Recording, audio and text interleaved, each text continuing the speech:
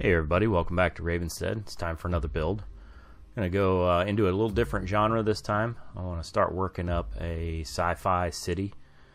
This build is going to be a tower. That'll serve as kind of the central focal point of this series of scatter terrain.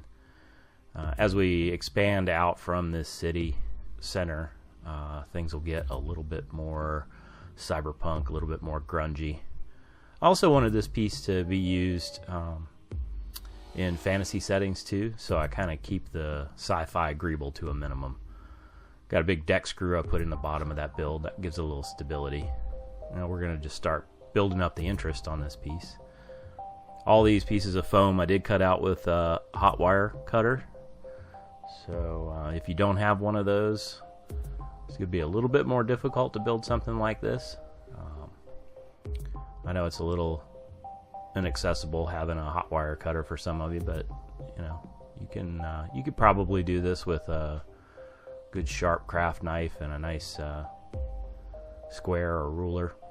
Just take your time. So I got the fins on this building built out.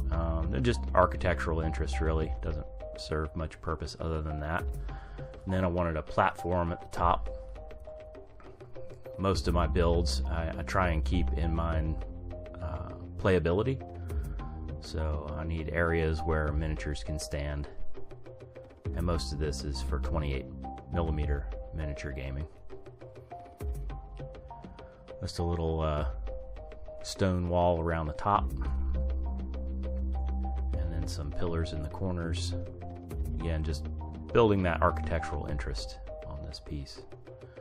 As I was building this, I was thinking, I'm not going to be putting any flocking on here or any foliage, so I'm not going to have a way to really cover my mistakes, so I was pretty careful and meticulous about getting everything fitted in. I'm usually a little bit more slapdash, a little more cavalier with my building, but this one kind of kept it close. I did notice that in some of these tight spaces, my fingernails kept scratching the foam.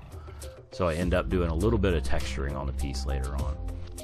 Here I'm just making a little bit of greeble, kind of serve as like a graded window or a tiled window. Anything to break up those big flat surfaces. And then I needed something to kind of draw the eye up. So I put these little triangular pieces on the bottom of those architectural features. A little bit more interest. Then I went with a corrugated roof tile, and then just a simple suggestion of a hatch there. It's not too detailed, but it's nice and thin, so a miniature sits on it without toppling over. There we go.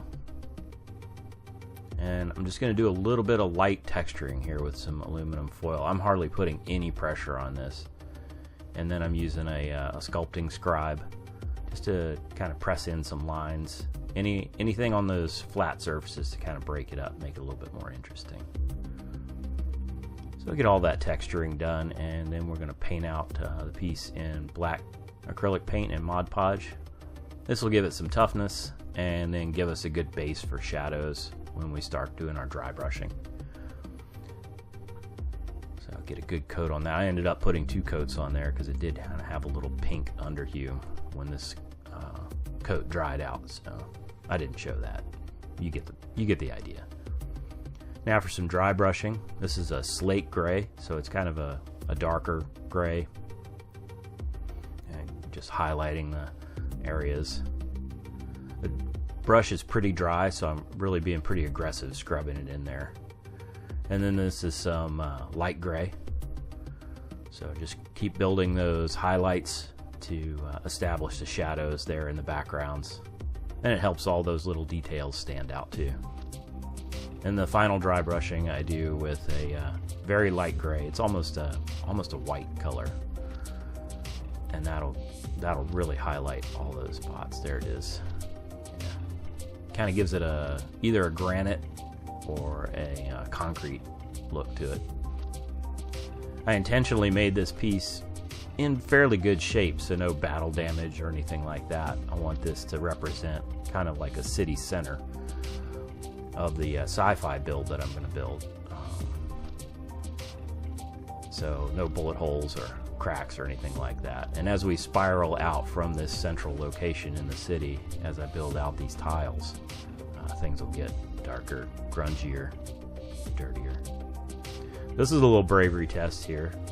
I got a little terracotta paint. That's the color, terracotta. And I just needed a little bit of color in this. I was pretty dubious at first, but you know, with washes, you can really mute down some pretty high contrast colors. But I was very sparing with this. I didn't want the tower to end up looking like a big rusty monolith. Just a touch of it here and there. And then we'll do some washes. This is a black wash that I make up. There's plenty of recipes for this out there. Mine is black acrylic ink mixed with water. So I use about a 16:1 ratio. And then I add some jet dry in there to keep the bubbles from forming on the surface. Gets it to flow across there pretty well. So it's a pretty thin wash. A little bit thinner than Vallejo black wash. This is Vallejo rust wash, which I did dilute just a little bit. Again, I didn't want it to look too rusty, and that mutes down pretty well as it dries. Just touching up those doors there around the perimeter. So the tiles for this the city build that I'm going to do are going to be either 4-inch or 8-inch, and then I'm planning on having 2-inch wide roads or pathways in between. So it should be interesting seeing how this comes together, but I also wanted to be able to use it as scatter terrain. So here's the finished tower, the Gothic tower. Pretty imposing. Very Dune-like, I think. Appreciate you watching another video. Leave me a comment down below. I'd love to hear some suggestions or any critiques that you guys might have. This is kind of a new genre for me, so it'll be fun to explore some new techniques. Appreciate you watching. Thanks.